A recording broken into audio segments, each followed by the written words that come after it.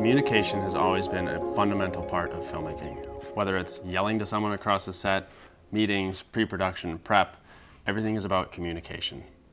Thankfully, today we don't have to scream across the film set, although some people still do.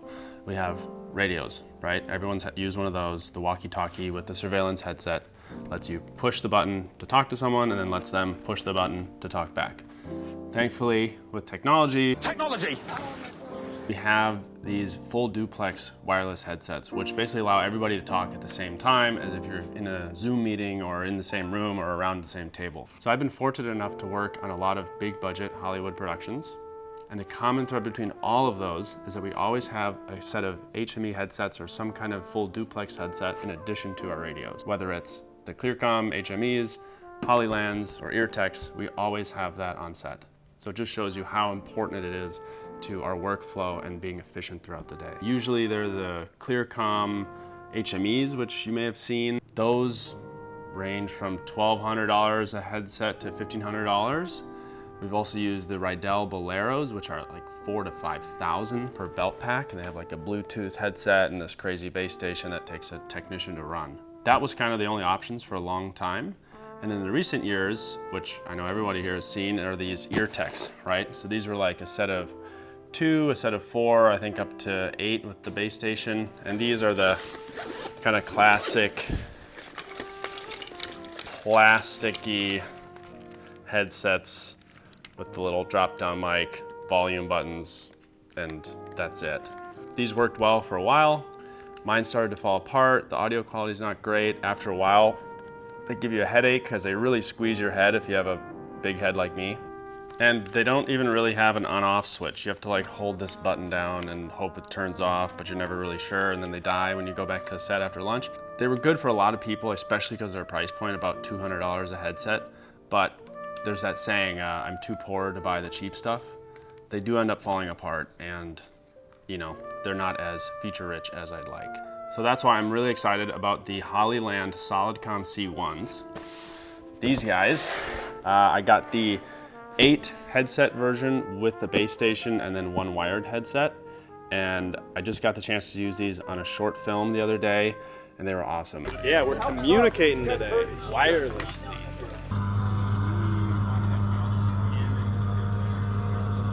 I've used them before on a series of K-pop music videos I did, and coming from the HME world and the Bolero world of the real high-end headsets, these were awesome.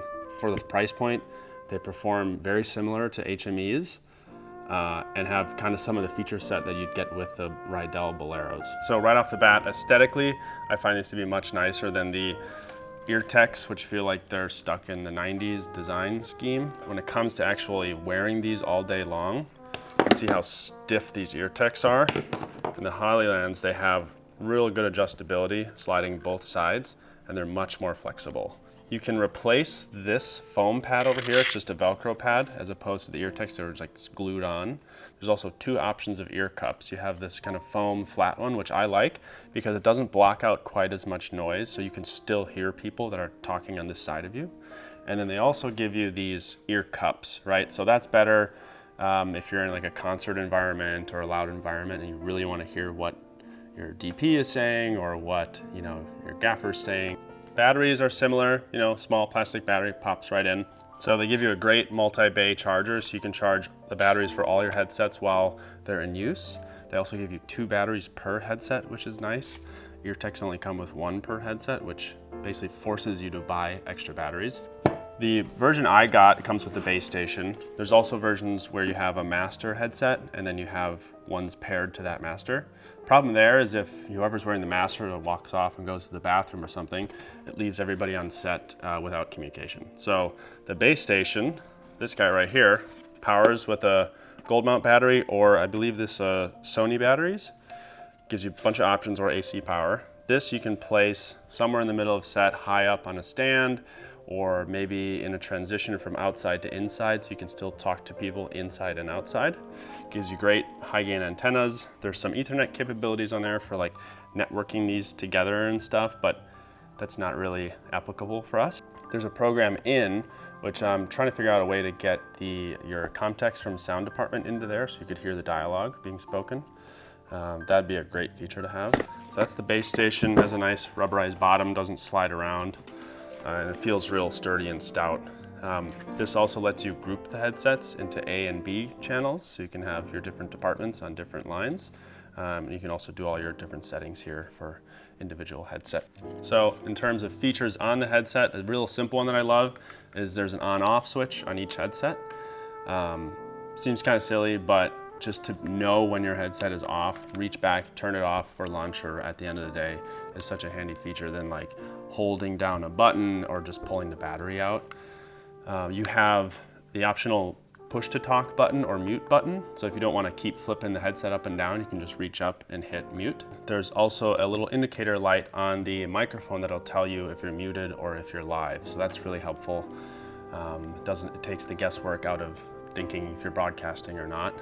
The outside of the mic, there's a little noise canceling switch. So you can, in a loud environment, you can turn that on and it'll take out wind noise or fans or special effects running nearby, or music in like a concert or like music video environment. But you can turn that noise canceling off if you want to be able to whisper into the microphone in a quiet environment when you're rolling, which is a huge benefit.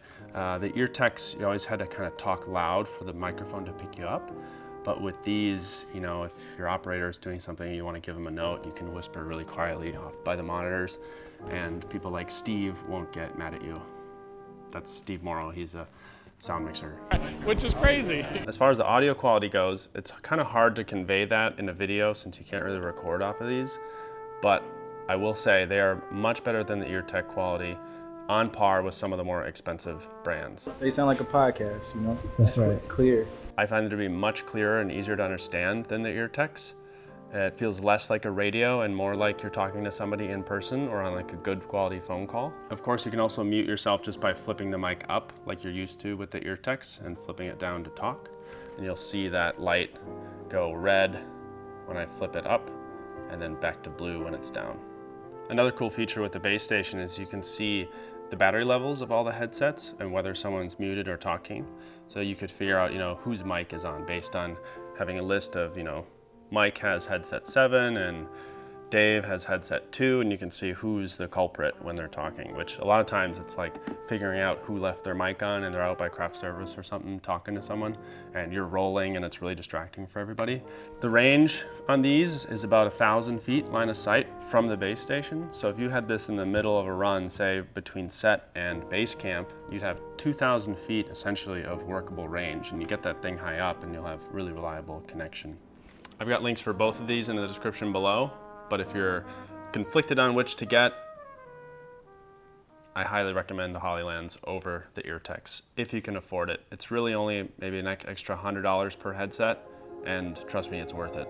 You'll save a lot of money on Advil.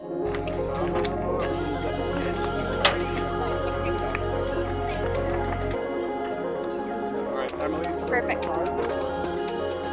Right around it. Facing it up. You got one there? Yeah.